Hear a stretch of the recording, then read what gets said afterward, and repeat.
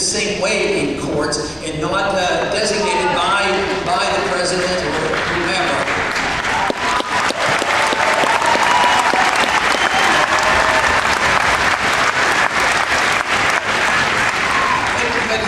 Alaki was assassinated, and he was associated with the wrong people, but he was never charged with anything. He was never given a trial, he didn't have an attorney, but he was being guided, and they were going to do it, and they killed him.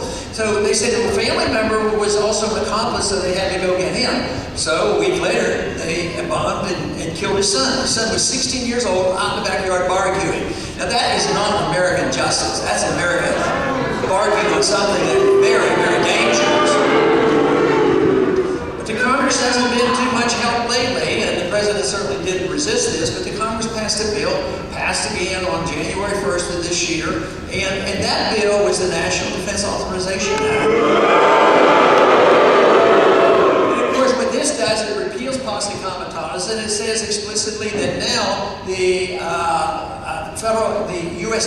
military, the Army, can arrest any American citizen, put him in prison,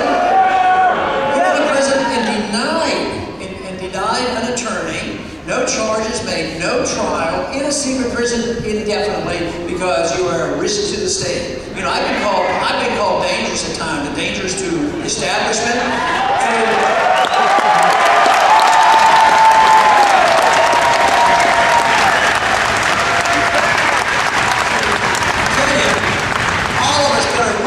We are in big trouble, you know.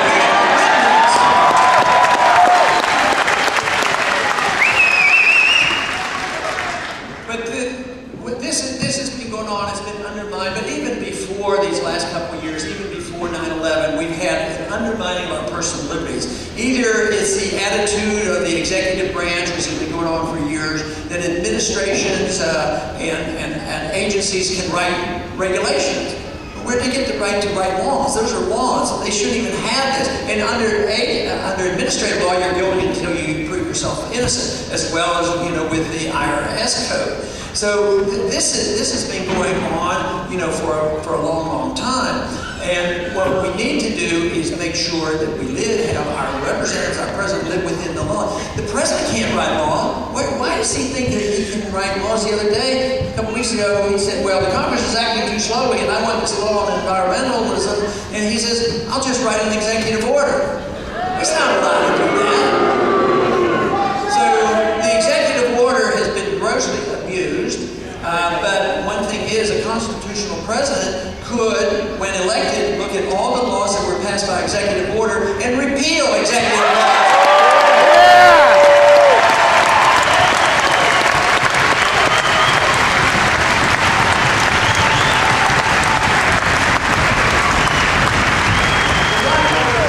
One other area that has been very abusive to our civil liberties, and that has been the runaway war on drugs in this country.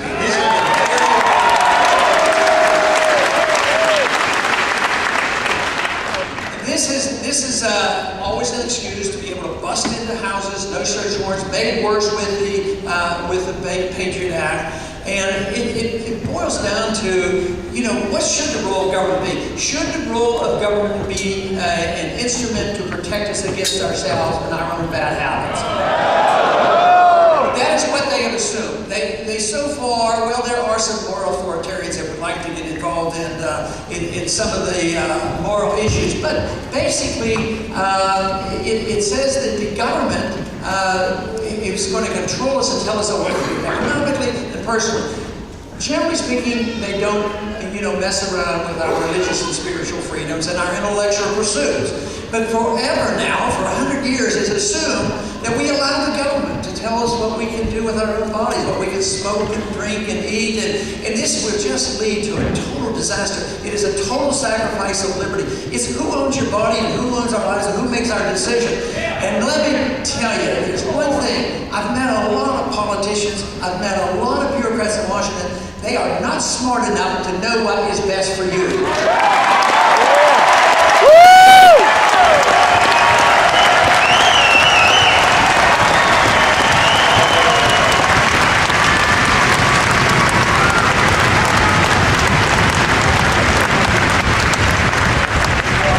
This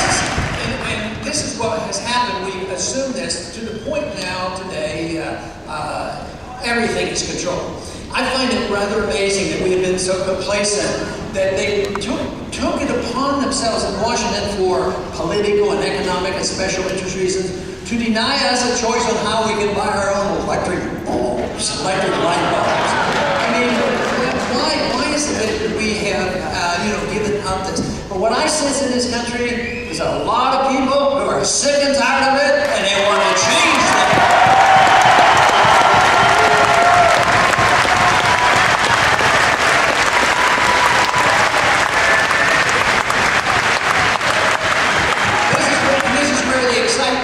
Excitement on the campuses, the current generation that's coming into the workforce. They know and understand this and enthusiastically support the cause of liberty, the limited government, sticking to the Constitution, looking into the Fed. This is where they get excited, but this is where I get excited as well, because it's all blends in with the cause of liberty. Believing and being confident that if we want to improve our society, if we want to take care of the maximum number of people, what we want is more liberty. Not this assumption that somebody else can take care of us. It doesn't work, and I think people realize it. I think that's what's happening now in these last 5 years. They're realizing this financial crisis has hit, and there's no way we can sustain this spending and deficit. And they're also, the American people, finally are coming around to being very tired of being bogged down in all these wars. That is why they're galvanizing and coming together, not only the young people, but the older people who have been sitting aside and hoping and wishing and frustrated. And now people are coming together and saying it's time that we reasserted ourselves, get our confidence back, understand how markets work, why we need sound money, why we need a sensible foreign policy. And the convincing evidence is that if we are humanitarians, and I believe basically everybody has a humanitarian instinct, even those who do us harm are motivated that way. But very often, if you argue the case for free markets and sound money, they think you're going back to the Dark Ages and you don't really care about people. We hear those arguments all the time. But the people who advocate big government, they're the ones who are going backwards. Big government and tyranny and dictators and kings and pharaohs, they've been around thousands of years.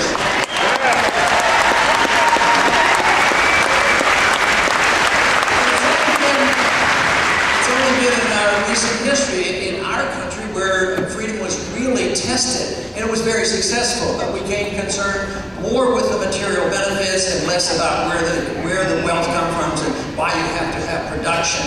And now the wealth is consumed, and we have to reassert ourselves. If we want to be humanitarians and take care of the maximum number of people, what we have to do is renew our understanding and belief and faith in a free market system, individual liberties. This can be restored. I don't think it would take that long, but we cannot do it to continue to do the same things that got us into trouble. You can't solve the problem of debt by spending more money. You can't solve the problem of inflation by printing more money. It won't work.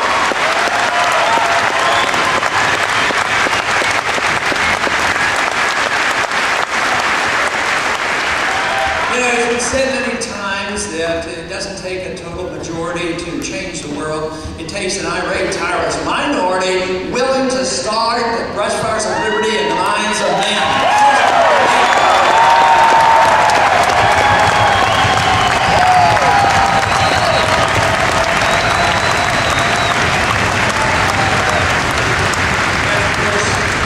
Of course, that is what's happening, and that is why we're winning. Ideas have consequences. Good ideas have good consequences. Bad ideas have bad consequences. But when a good idea comes along and an idea whose time has come, it cannot be stopped by governments, by tyrants, or by armies. That is where we are today. We will win.